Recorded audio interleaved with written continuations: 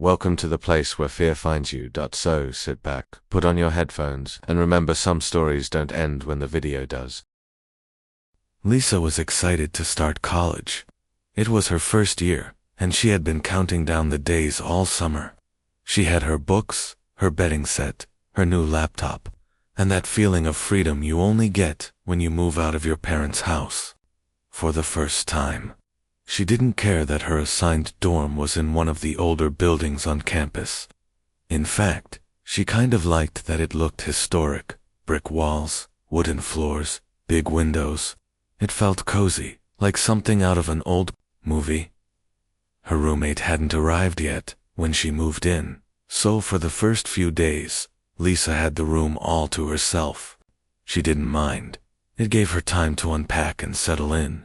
The room was on the 3rd floor, right at the end of the hallway. A little out of the way, but quiet, and with a nice view of the quad. Her side of the room was already decorated by the first night. Photos of her family and her dog on the desk, a soft string of fairy lights above her bed, and her favorite books lined up neatly on a shelf. The first night went smoothly. She called her mom to say goodnight, ate some chips while watching videos on her phone, and eventually drifted off to sleep around 10:30. The bed was a little stiff, and the radiator made these weird clicking sounds, but it was nothing too bad. Pretty normal for college dorm life. The second night, though, was different. She went to bed around the same time, maybe a little later.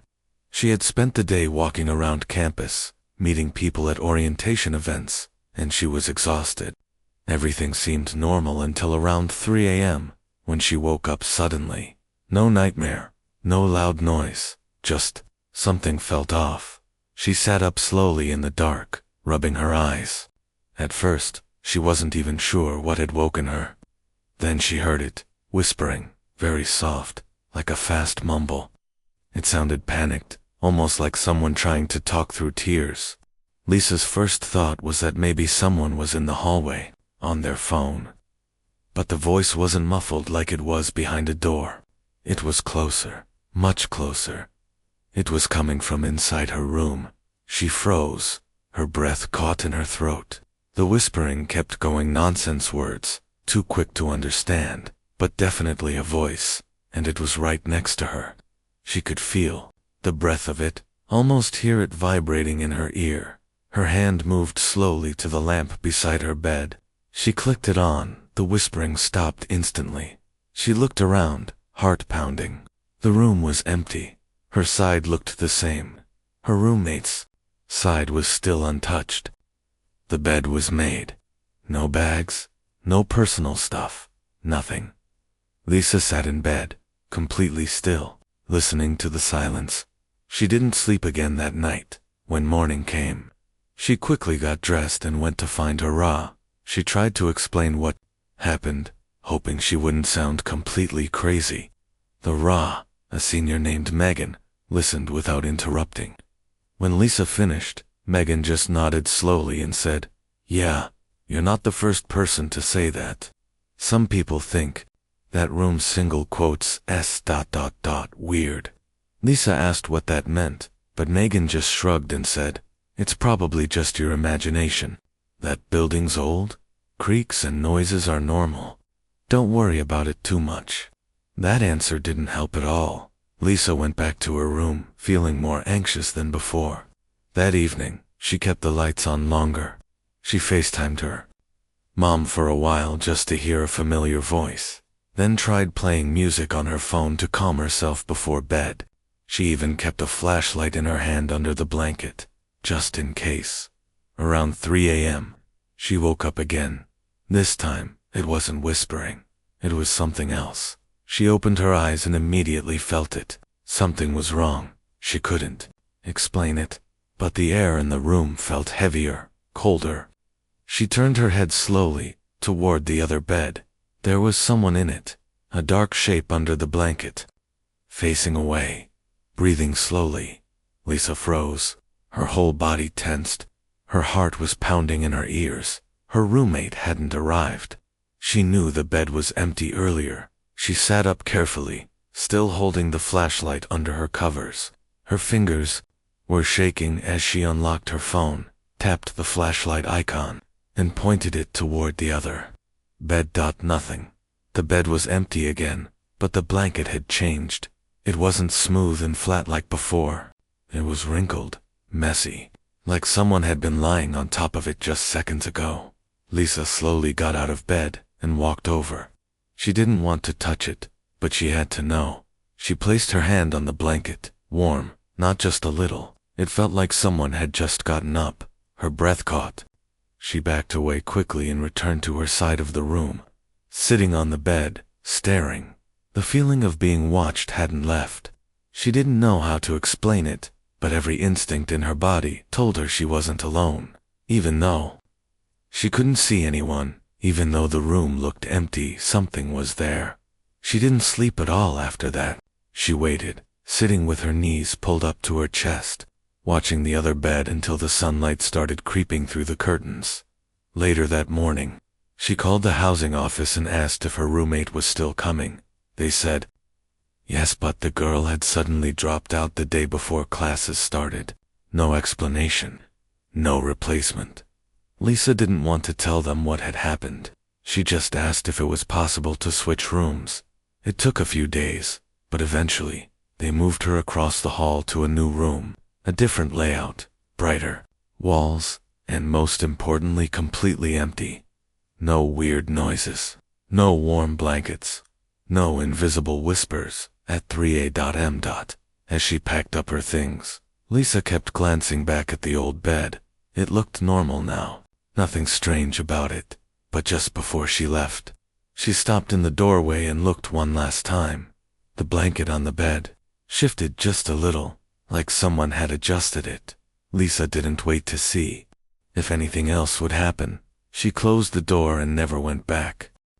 Marcus had been working at the campus library since his sophomore year. It was a quiet job, mostly reshelving books, checking in returns, and helping confused freshmen find the difference between MLA and APA citations.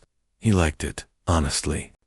It gave him space to think, to focus, and sometimes to just disappear into the silence of the shelves.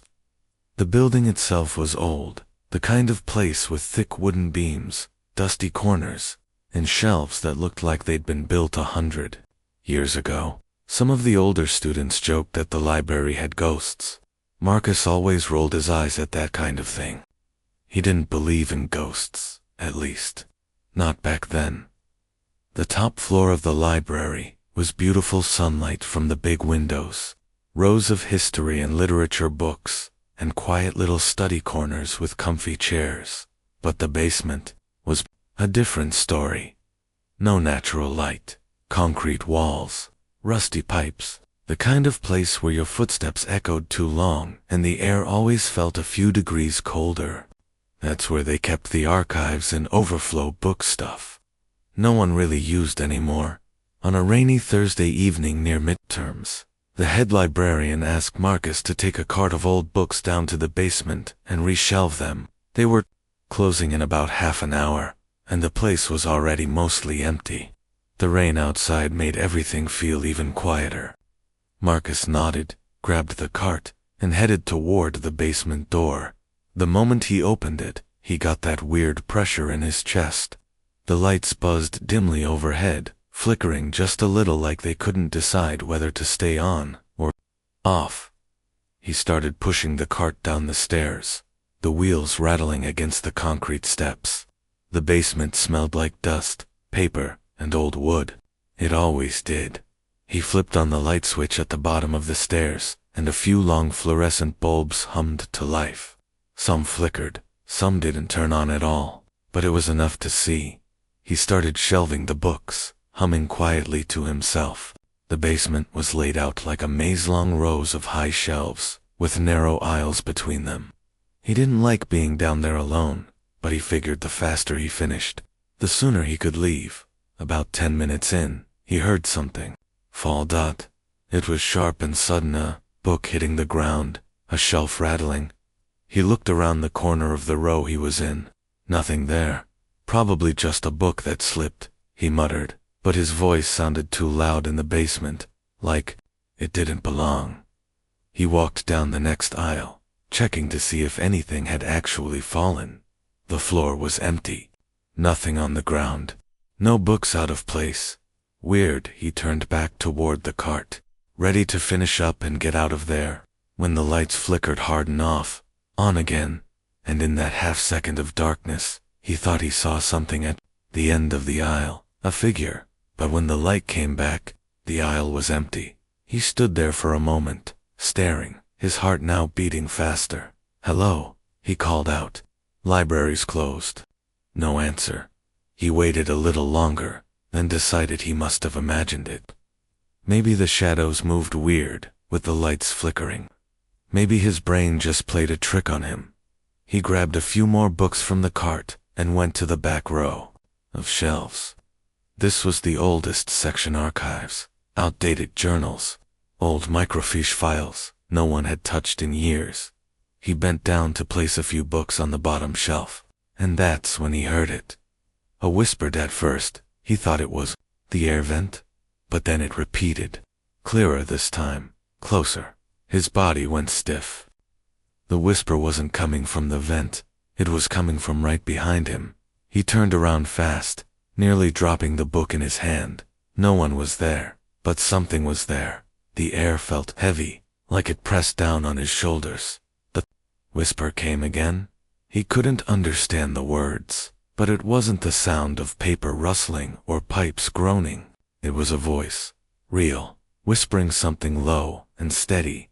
He backed away slowly. He was about to call out again when he saw him at the far end of the row. Just standing in the shadows between two flickering lights was a man, tall, thin, still. He was wearing clothes that didn't make sense. A brown vest, suspenders, slacks, and boots like something from 100 years ago. His face was pale, eyes dull, and his mouth hung slightly open. He looked like a black and white photo come to life. Marcus blinked, and the man was gone. Gone, like he had never been there. No sound, no footsteps, just vanished. Marcus didn't wait. He left the cart behind, turned around, and walked fast but not running straight to the stairs. He didn't look back when he reached the top. He slammed the basement door shut and leaned against it, breathing hard. The librarian looked up from her desk and raised an eyebrow. "You okay?" she asked. Marcus forced a nod. "Yeah, just, basement gives me the creeps." The librarian gave a strange smile, not surprised, not worried. "You saw him, didn't you?" Marcus froze. "What?" "The man in the basement," she said. "You're not the first." He stared at her. "You're kidding?" She shook her head. "I've worked here 10 years. I've heard the same story from at least 6 different students. Always the basement. Always the same description.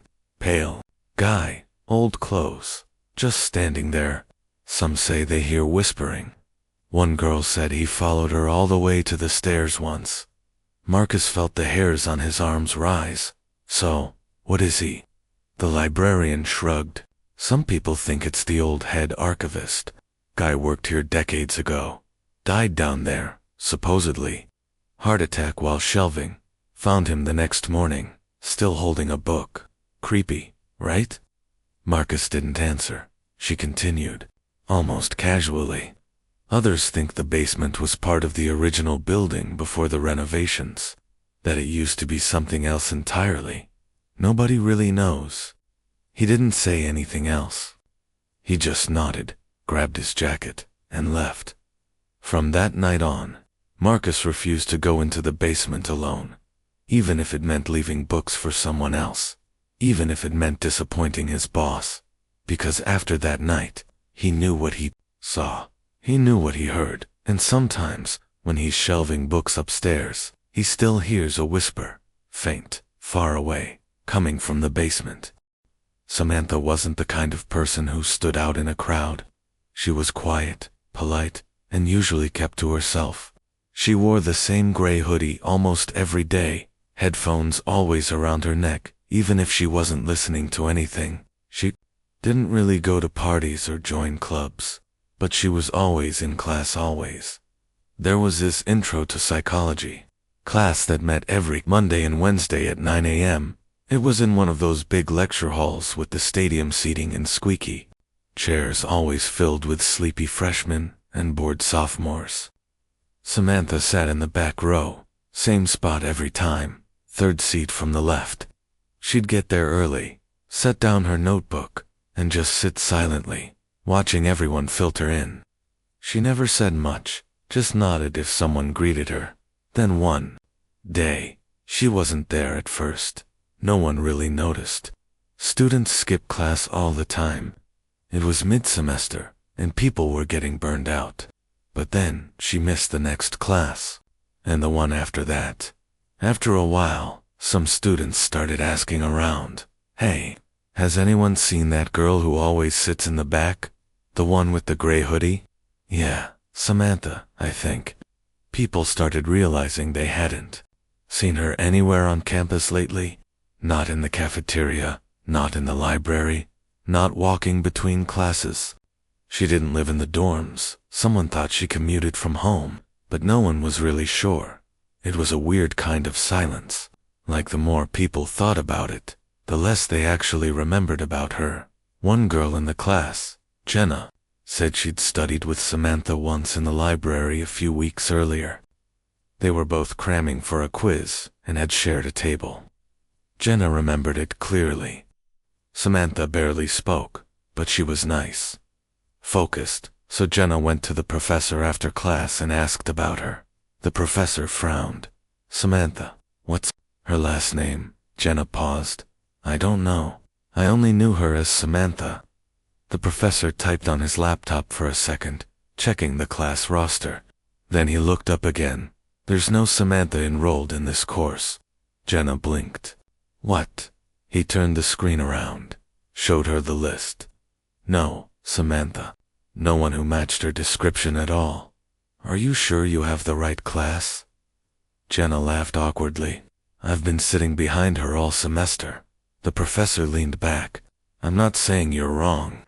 Just, she's not on my list." That's when it started to get really strange. Another student, Mark, overheard Jenna talking and chimed in. He swore he'd talked to Samantha once outside the classroom. They were waiting for the professor to unlock the door. He remembered her voice, soft but steady. She told him she liked psychology because it helped her understand people better.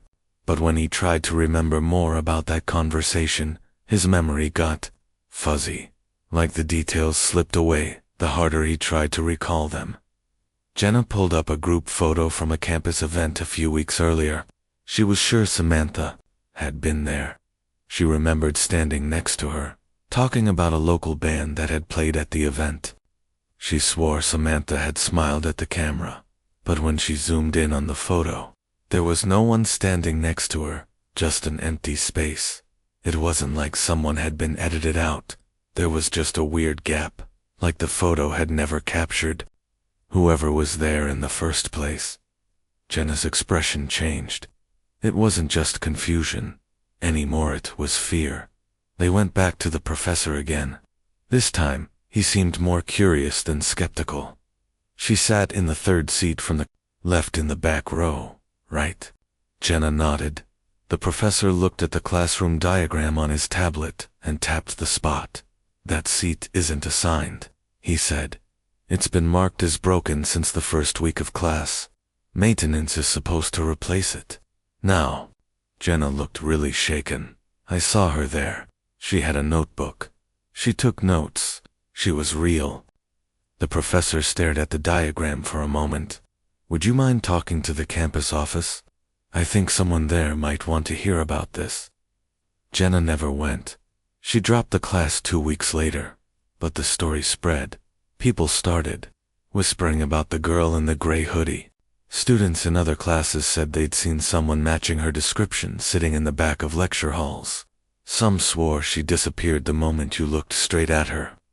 One person claimed they passed her on the library stairs. She looked up, met their eyes, and then vanished.